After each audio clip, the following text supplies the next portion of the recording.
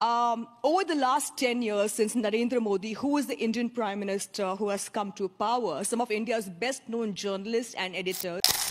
Now, as those Anti-Citizenship Act protests continue across the country, Indian police are specifically targeting and torturing Muslims. সাংবাদিকদের জন্য ক্রমশ বিপজ্জনক হয়ে উঠেছে মোদির ভারত। সাংবাদিকদের জন্য ক্রমশ বিপজ্জনক হয়ে উঠেছে নরেন্দ্র মোদী শাসিত ভারত। এমনটাই মনে করছেন ভারতীয় অনুসন্ধানী সাংবাদিক রানা আইয়ুব। কেননা এবছরের নভেম্বরে তাকে একটি দুঃস্বপ্নের দিকে ঠেলে দেওয়া হয়েছিল। অনুসন্ধানীমূলক সাংবাদিকতার জন্য তিনি নানাভাবে হেনস্থার শিকার হচ্ছেন। ক্রমাগতভাবে তাকে কোণঠাসা করা হচ্ছে বলে অভিযোগ তুলেছেন তিনি। ইতিমধ্যে তার বিষয়টি ভারতীয় সাংবাদিক মহলে সাড়া ফেলেছে। সম্প্রতি এক্স হ্যান্ডেল ব্যবহার করে তার সামাজিক মর্যাদা ক্ষুণ্ণ করা হচ্ছে। তার ব্যক্তিগত তথ্য অনলাইনে ফাঁস করার মাধ্যমে তার উপর হয়রানির নিরন্তর প্রবাহ শুরু করেছে ভারতের একটি উগ্র হিন্দুত্ববাদী গোষ্ঠী।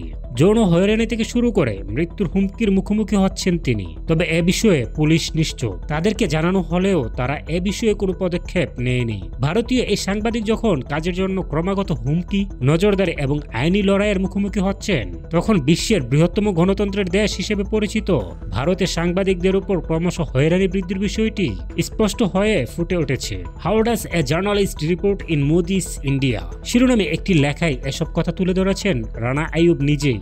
সেখানে তিনি বলেছেন, 8 নভেম্বর ক্রমাগত ফোন কলে ঘুম ভেঙে যায় তাকে জানানো হয় একটি উগ্রবাদী এক্স হ্যান্ডেল থেকে তার ব্যক্তিগত তথ্য ছড়িয়ে দেওয়া হয়েছে।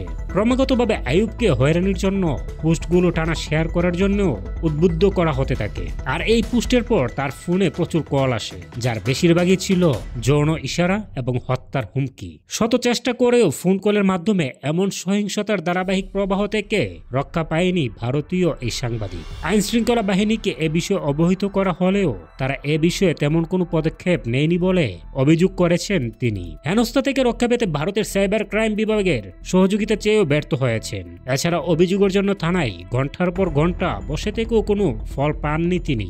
একটি ফ্যাক্ট চেকিং ওয়েবসাইটে হেনস্থাকারীর পরিচয় তুলে ধরলেও এ বিষয়ে কার্যকরী উদ্যোগ নেয়নি পুলিশ। কেননা ফ্যাক্ট চেকিং এ যার নাম প্রকাশ পেয়েছে তিনি ক্ষমতাসীন ভারতীয় জনতা পার্টির অর্থাৎ বিজেপির একজন স্থানীয় নেতা। রানা আইয়ুব বলেছেন, ভারতীয় সাংবাদিকদের জন্য এমন অস্বস্তিকর অভিজ্ঞতা বিচ্ছিন্ন কোনো ঘটনা নয়। অনুসন্ধানীমূলক প্রতিবেদন করায় সাংবাদিকদের উপর এমন বিপদ আগের চেয়ে অনেক বেড়েছে। ডিপ ফেক পর্ণচিত্রের মাধ্যমেও সম্মানহানি করা হয়েছে বলে অভিযোগ করেছেন রানা আইয়ুব। ভারতের প্রধানমন্ত্রী অনুসরণ করে এমন একটি এক্স অ্যাকাউন্টে তার সম্পর্কে মিথ্যা তথ্য ছড়ানো হয়েছে বলে উল্লেখ করেছেন তিনি, যার ফলে তার সাংবাদিকতা ক্যারিয়ারে নেতিবাচক প্রভাব পড়েছে। এমন হয়রানি ডিজিটাল প্ল্যাটফর্ম থেকে শুরু করে বাস্তব জীবন পর্যন্ত বিস্তৃত। মণিপুরে একটি প্রতিবেদন তৈরির সময় রানা আইয়ুবের পেছনে গুপ্তচরও নিয়োগ করা হয়। সেখানে সরকারি কর্মকর্তারা তার প্রতিটি পদক্ষেপ অনুসরণ করেছিলেন। গোয়েন্দা কর্মকর্তারা ক্ষণে ক্ষণে তার ছবিও তুলেছেন।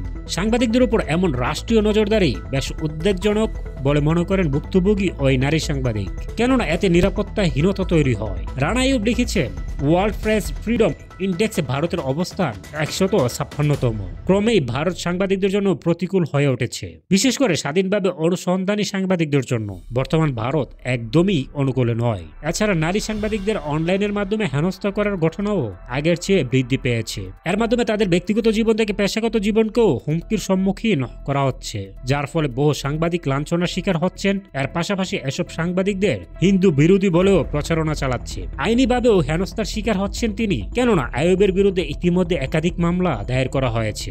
এসব পরিস্থিতি মোকাবিলা করা একজন সাংবাদিকের জন্য সত্য তুলে ধরা বেশ কঠিন হয়ে পড়েছে। আইয়ুব বলেছেন, যে দেশ গণতন্ত্রের জন্য বেশ গর্বিত, সেখানে সাংবাদিকদের অবস্থা ক্রমশ বিপজ্জনক হয়ে উঠেছে। বিশেষ করে নারী সাংবাদিকরা বেশি ভুক্তভোগী হচ্ছেন। ক্রমাগত ডিজিটাল হয়রানি, রাষ্ট্রীয় নজরদারি এবং আইনি চ্যালেঞ্জের মুখে ভারতের মাটিতে বসে সত্য তুলে ধরা এখন বেশ কঠিন। রানা আইয়ুব একজন ভারতীয় সাংবাদিক, নিয়মিত কলাম লেখেন ওয়াশিংটন পোস্টে। Gujarat files, anatomy of A cover up নামের অনুসন্ধানীমূলক বইয়ের লেখক। সংক্ষিপ্ত আকারে অনুদিত, অনুবাদ আব্দুল কাইয়ুম।